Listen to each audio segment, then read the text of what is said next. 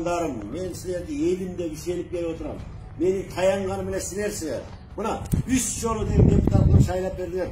Мен сөйлейін, мына мәселелер чечейіндегі ор бойлы уақыт ұшқан ұшкен зымыра ұшып жетішпей қалатын. Ені мұнысында мен сілерге жігітше адамды берейін. Құдай бұйырса, енді мәселе осы бүт шешіп берем. Кей берді, енді мәселе бар, қана енді көйгөй бар. Buğa çeyin 3 yol mına sizdi deputat kuruluşu жерден шайлап бердилер. Ушуга чейин жолдордун эч кандай жол жасалбады. Эми ошол ушундай эми шайласак дагы жолду жасап бересизби? Бапа айылдын жолун айтып атасыңбы? Айылга жолдун эмнеги бар? Жолун жата берсин жасалбайлы. Мен деген керек болсо айылга Кудай буйрса метро кылабыз. Айылдын астына метро жасатабыз. Метронун ичинде зыңгырап кезип токуп жүрөсүңөр жаманбы? Мына керек болса ол көлгө көпүрөлө куруп берген табыз. Кудай буйрса ушу 5 жылдыкта.